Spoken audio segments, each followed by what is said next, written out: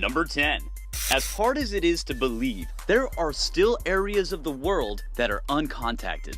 One of those places is the small, heavily forested island, North Sentinel Island, in the Indian Ocean. The inhabitants of this island have made it explicitly clear that they have no intentions of playing nice with outsiders and aren't in the market for new friends. In 1896, an escaped convict washed to the shores of North Sentinel Island. He received a harsh welcome. He was later found in a makeshift raft with several arrows sticking out of his body. Like Boromir, son! After a tsunami hit the area in 2004, a helicopter flew over the island to assess the damage. The tribe's people greeted it with stones and arrows. Two unfortunate fishermen in 2008 got too close to the island and they were permanently dispatched by the tribe. Most recently, in 2018, a missionary attempted to contact the tribe. He was introduced to the business end of one of their arrows. So best to cross this place off your list of travel destinations. Number 9. Twisted doesn't even begin to sum up the history of the small northern Italian island of Poveglia. Poveglia Island sits between Venice and Lido, and for centuries has been used as a, how do you put this politely, a nightmare factory for the soon-to-be departed. During the Roman Empire and the Victorian Era, the island was used to quarantine the victims of the plague in an attempt to protect the rest of the country. Some paranoid communities even got into the habit of shipping away anyone who showed the slightest sign of illness. So keep that cough to yourself. Over time, bodies began to pile up on the island, and lots of holes were dug and fires were burned to try to deal with that problem. It's said that more than 50% of the island's soil is made up of ash from the former inhabitants. Pop quiz, hotshot! Which country do you think is disappearing at the fastest rate? Meaning, which nation has the most people leaving its borders on an annual basis? See if you can guess the correct answer in the comments section and stay tuned to later on in the video for the right answer. Number 8. Throw on a beret and grab some freedom fries because next up is France's notorious red zone. Not all of France is made up of rolling vineyards and Mediterranean coastlines. In the region of Verdun, there lies 460 square miles of forest that is known by the locals as Le Zone Rouge, but everyone else just calls it the red zone. During 10 straight months of the First World War, the German and the French forces were locked in a fierce battle in the hills of Verdun. The estimate is that between 40 and 60 million shells were fired between the two sides, and the barrages could be heard from as far as 100 miles away. Flash forward to today, and the area has been completely restricted to the public by the French government. That's because there are still thousands of undetonated shells buried underground, just waiting for some unfortunate person to come along, step on the wrong pressure point, and... What's more is that the vestiges of this brutal conflict are packed with toxic chemicals that leak into the air and the groundwater. Don't wander these hills because there is a good chance you'll come out in pieces, if at all.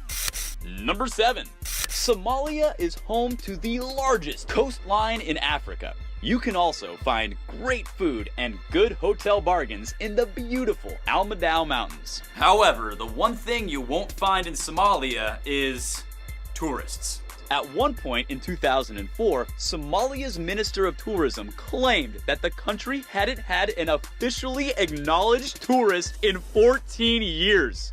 For the last 2 decades, there has been civil unrest in Somalia between as much as 24 different groups. They don't have effective policemen, but they do have pirates. And these aren't the lighthearted Jack Sparrow pirates. We're talking about the look at me, I'm the captain now type pirates. The Australian government warns its citizens not to travel to any part of Somalia. You know things are bad if people who spend all day with saltwater crocs and Sydney funnel web spiders are too afraid to visit. Number 6. On April 26, in 1986, disaster struck reactor number 4 in Chernobyl, in what is now present-day Ukraine. At first, the Soviet officials tried to hide the cataclysmic events that were unfolding in the town. But soon, radioactive clouds were being detected as far away as Sweden. This was one of the worst cases of radiation leaks in the history of nuclear energy.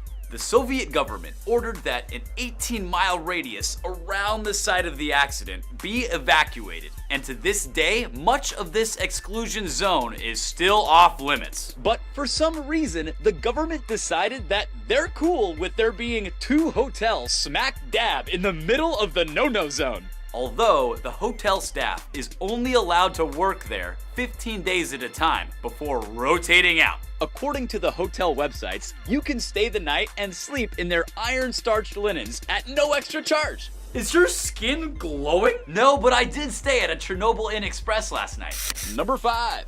The New York Times recently reported that when Ed Doring, a doctor from Arizona, accomplished his lifelong dream of summiting Mount Everest, he was greeted with a rude awakening at the top. Climbers were shoving and pushing each other in a struggle to get the perfect selfie. We all know that struggle.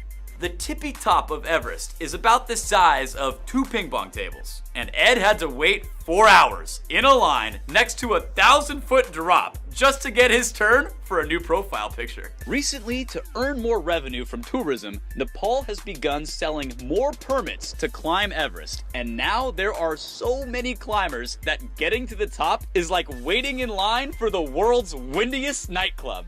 In this last year alone, 11 people have met their end while attempting to scale the mountain. It's a great option if you're looking to cut something from your travel list. Number 4.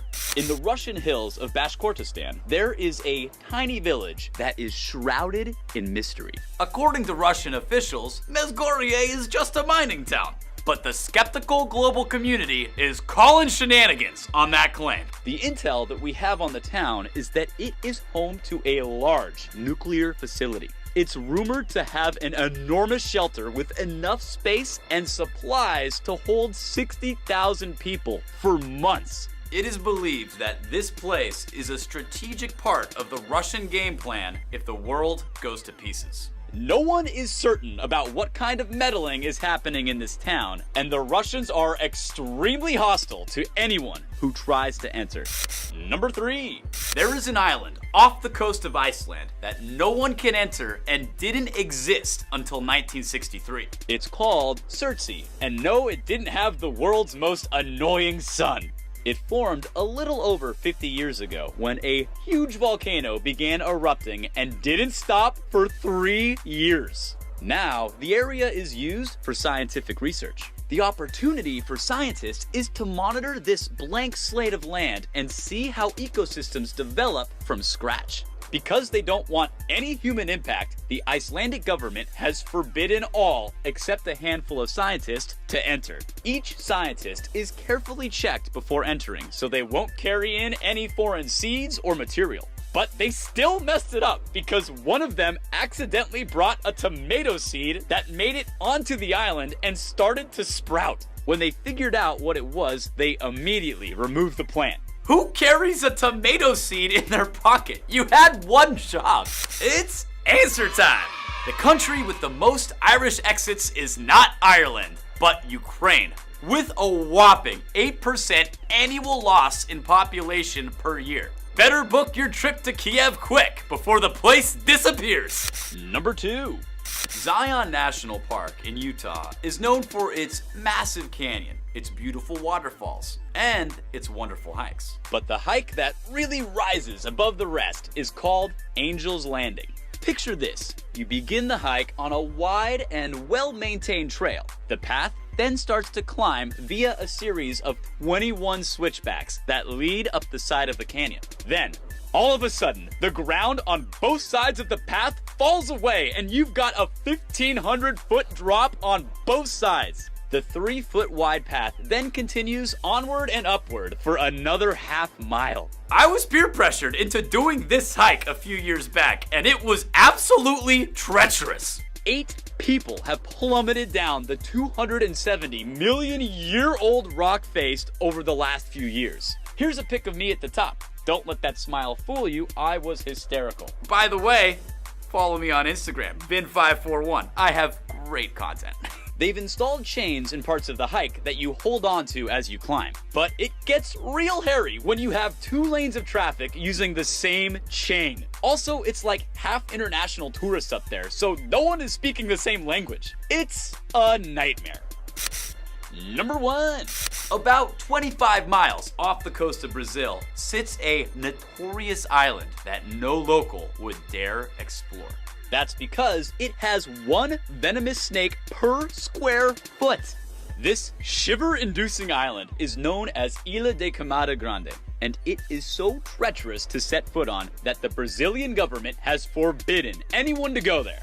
The source of all the peril is that this island is teeming with golden lancehead snakes. These are a species of pit viper and one of the most devastating snakes in the world. The lancehead can grow up to 1.5 feet, and it's estimated that there are approximately 4,000 of them on the island. These little terrors are so powerful that if you get bitten by one, then you have about an hour before it's lights out. Legend has it that the snakes were originally introduced by pirates to protect the treasure that they had buried on the island. But regardless of how they got there, the viper's venom has shown potential in helping to combat heart problems, which has led to a black market demand for the venom. Some lawbreakers can't resist the lure of money that comes with obtaining a vial of this potent substance.